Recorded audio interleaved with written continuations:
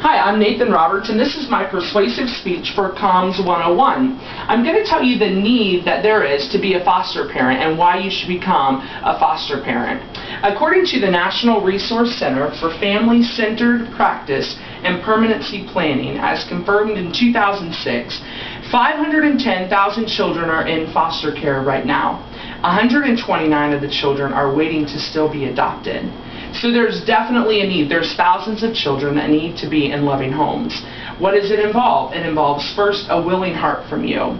It takes a desire to help out the community, a desire to love children as though they were your own, and a flexible schedule.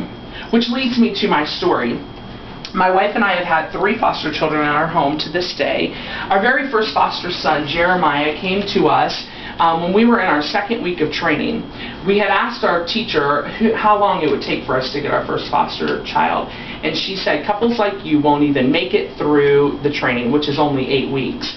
So on that Friday after the 2nd week of training at 4:10 in the afternoon, they called us to take Jeremiah, who was 2 months old at the time. Now he's still in our home, and he is a 13-month-old child. And then our second story is that we had a 4-year-old, and he was with us for 7 months. He went back to our home, and this is actually a visual book that I wanted to show you all. I'm going to pass it around so you can see some of the kind of things that we did with our children while they were in our house. As a child leaves your home, they ask you to make like a scrapbook, a memory book, so they can take it with them when they leave and always remember you and your family and some of the joys that you had while they were in your home. So I'll pass this around. You can take that. Some steps it takes to become a foster parent would be getting a bunch of paperwork submitted from the Department of Social Services. They do a home study. They go through your house and make sure you have adequate room, cleanliness of your house, to make sure that you can adapt to having a child into your home. There's training, and as I said, it's an 8-week training that is only about 4 to 5 hours a week per week. So it's not a huge time crunch. And it also is covered they take care of all the finances of it. So you will have no extra burdens of finances added to your budget.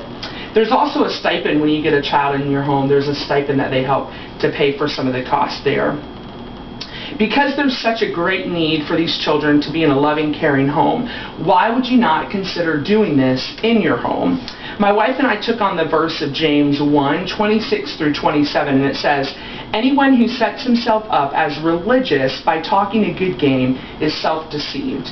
This kind of religion is hot air, and only hot air. Real religion, the kind that passes muster before God the Father, is this: reach out to the orphans and the widows in their unfortunate situations and guard them and yourselves against corruption from this godless world." So to me, that is a requirement, or something that is from the Word of God. It's commanded in the Word of God to take care of the orphans and the children. So that's where my wife and I got that calling from. Some questions are going to come to your mind. Is it hard? Will I be able to take care of the children if I don't have my own children? Or if I have my own children, will they mesh in together? But it has to be something that is a calling on your life, that you know that God is asking you to do and giving you the opportunity to do it. So why should you become a foster parent? First of all, it brings joy. It brings joy into your home to allow yourself to know the full experience of children and children in need coming in your home. Secondly, it helps change the life of a child. You never know what the story is going to end up of each of these children that come in and out of your home, where they're going to end up, if they'll be the next president, if they'll be the next teacher in the school, whatever it is, you just don't even know the impact.